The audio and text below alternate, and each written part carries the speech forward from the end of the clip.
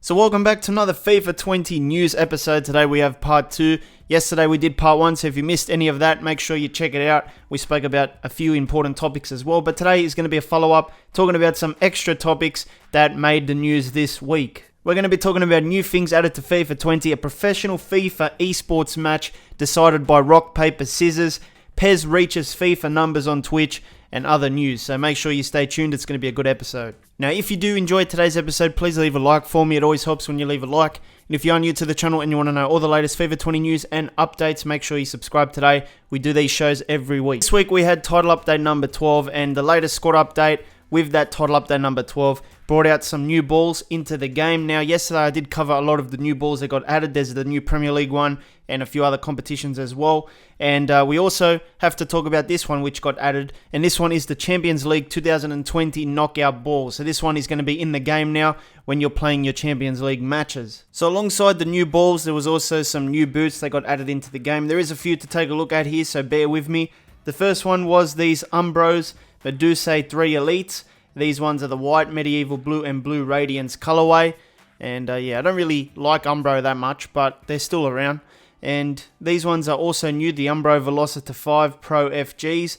This one is white, medieval blue, blue radiance. Now, I think these ones are new as well, but I could be wrong. Hopefully, I'm not. These ones are the new Nike Mercurial Superfly Elites. This one is the yellow and lemon colorway, or lemon yellow, whatever you want to call it.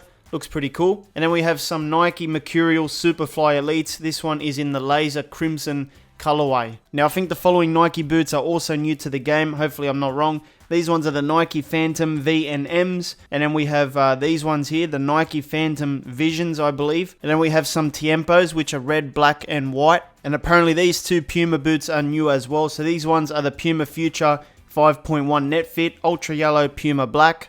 And then we've also got the Puma ones, which are these ones. These are yellow, Puma black, and orange. Now, hopefully I was correct with those. I just got them off a website that was saying these are new. But at least we got some new Nike boots. A few people were complaining. They were asking me what's happening with the Nike boots. I think FIFA 19 didn't have a good year for adding Nike boots into the game.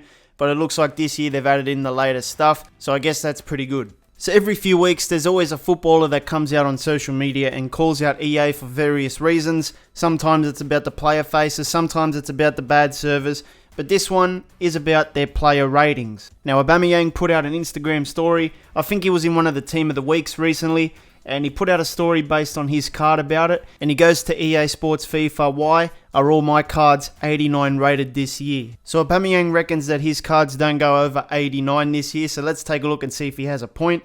His first card is the gold card, so I don't think he's talking about that one, but it is rated 88. But if we start taking a look at his special cards, we've got an 89 rated Player of the Month card here. Then we've got another one here, Team of the Year, 89 rated again. And then we've got another one, Team of the Week, 89 rated again. And then we've got this one, I think, which was the headliners one, which finally went over 89. It went to 90. But I guess he's saying, like, EA, you're giving me like 4 different cards here, and 3 of them are actually 89 rated. And I don't know about you, but based on the promos, a Team of the Year card should be rated higher than a Team of the Week. And a Player of the Month card should be rated more than a Player of the Week. So that's just my logic, but EA's logic is obviously smarter than mine. So as you guys know, title update number 12 came out and it brought in some new faces. There's about 17 apparently. And according to people that go into the databases and they look at the code and stuff, there's apparently 2 hidden new faces in the game that need to be brought out through a future squad update. It wasn't in any of the latest squad updates, so it's still hidden in the game, but apparently they're new faces. Now, I've got the names of these 2 players, and I got this from a Twitter page called Blade Johnson, so make sure you go and follow him for FIFA news. But the 2 players are Miguel Fraga from Correcaminos, which is a Mexican club apparently, and also another player here, Pablo Jaquez from Pumas, and apparently he's on loan at Dorados de Sinaloa. So those were the 2 player faces that are apparently new to the game, added in the files, but are hidden because the players have not been introduced in any of the squad updates at the moment. So when it comes to FIFA esports, last weekend was not a good week for it, and we've got 2 stories to cover here, 2 unbelievable stories in their own right. The first one is going to be about a pro player not qualifying because the game didn't register a penalty as a goal, even though you can visually see the ball going in. So we're going to start with this first story here. This one comes from Giuseppe Guastella, and he's a pro player, I think, for LA Galaxy. But He says, "This is unbelievable from EA Sports. I'm out of the North American qualifiers because of this." So let's take a look at the clip here. So the first one is a bit of a context, and then the second one is the clip. EA needs to fix these serious issues with the game. To begin with, North American qualifiers are postponed due to a worldwide server hacking. On top of it all, it's Sunday. I want to spend it with my family, but because I'm a serious professional, I decided to proceed with the tournament. I'm playing in a decisive game. Winner moves on, loser is out. I kick my last penalty kick, it goes in and does not register. The admins then decide it wasn't a goal, and because of that, I'm out of the tournament. I'm such a passionate player and compete in this game to my full potential, but how can anyone take the game seriously when EA can't take the game seriously and fix these elementary school issues? If this was any other top tier professional competing in another esports game, things like this would not happen. So here is the clip you all want to see. It's a penalty shootout. Obviously, very important kick here. The ball goes in. As you can see, the ball is in the net. It hit the post and went in, so it's a goal. It's a penalty kick goal.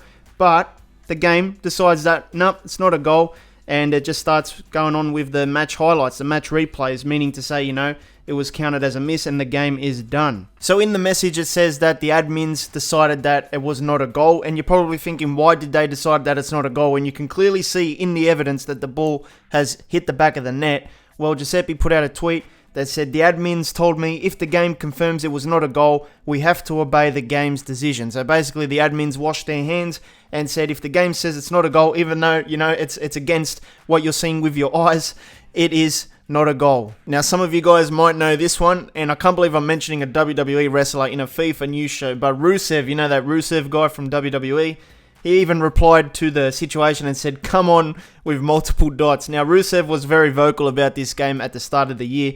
Apparently, he was not a fan, but he chimes in FIFA stuff occasionally. I think this is like the second time he's chimed in against FIFA. But that was just the first of two esports issues that went wrong last weekend. This one is the second one. FIFA mistake number 87. In the FCC qualifiers and EA licensed event, pros had to play a game of rock, paper, scissors because they were unable to invite each other to a match. So we're going to take a look at this article from Polygon. FIFA 20 esports qualifiers decided by rock, paper, scissors when players can't connect. So last week the servers were pretty bad. If you remember, there was issues with Virgin Media customers. I think other people struggled to connect online as well, and that was happening during the Foot Champions Cup as well. So the qualifying rounds were happening last weekend, and one of them had to be determined by rock, paper, scissors when its competitors could not connect to each other. The FIFA Series subreddit this morning posted reports of match problems in the esports tournament's qualifying round, one of which were resolved by rock, paper, scissors. Another player defaulted an elimination match, apparently when they were unable to connect while their opponent could. Sean Galea, a FIFA pro who is currently second place in the Malta E-Premier League, says he lost via rock, paper, scissors when he and the opponent, Hassan, could not find or invite each other to play in their licensed qualifier.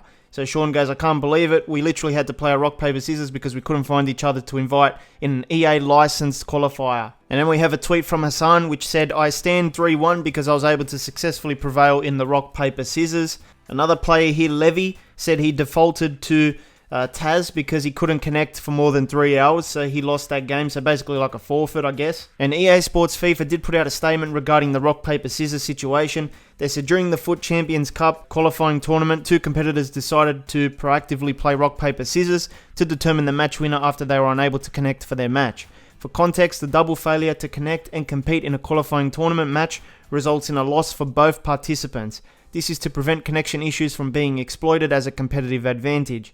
It's important to note rock, paper, scissors did not eliminate either player from the competition, as both competed in subsequent matches but did not advance in the tournament. So EA claims that, rock, paper, scissors doesn't mean a thing here because the players got eliminated later on in different matches. But the point is, these people are playing for money.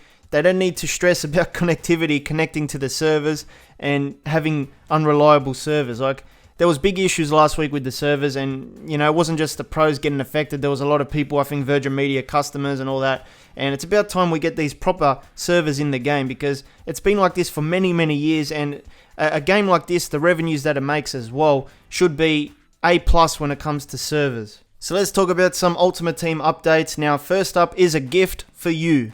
So I got this thing the other day. It says, "Thank you for your continued engagement in FIFA 20 Ultimate Team so far. Please enjoy a rare mega pack." And I was thinking maybe I'm going to get a mad player. And who did I get?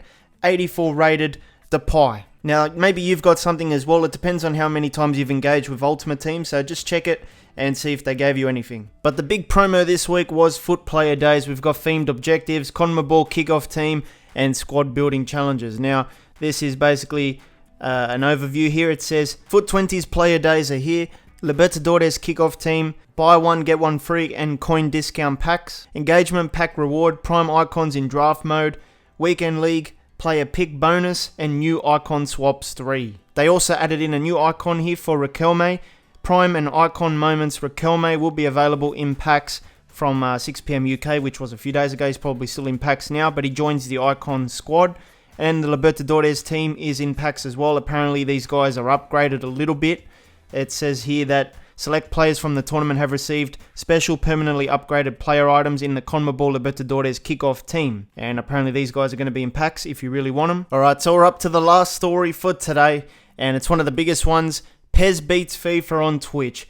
Ladies and gentlemen, how does this happen? Pez with 18.6k and FIFA 20 with 18.3k. If you watched the Monday Night Wars between WCW, WWE, you'll know what I'm talking about. This is what it reminds me of, when the viewership started to shift, and it's going to be an outright war until September. So how does this even happen? Well, it all started with Kurt getting banned with EA once again. Now, if you remember last week, we spoke about Kurt getting banned for the first time, but then Kurt made a new account, a new EA account, which they told him to do in one of the termination letters. So he did that, he went back on Twitch, started playing FIFA again, and then all of a sudden the stream got shut down because EA claimed copyright infringement on the stream. It looks like EA has banned him permanently from trying to even touch an EA Sports game, or even EA game in general. So Kurt has no choice but to move over to Pez. And obviously his thing that happened brought in a lot of attention as well. So a lot of people stood behind him, and he ended up doing Pez streams that hit like 17,000 viewers, and it's never been seen before in the Pez community.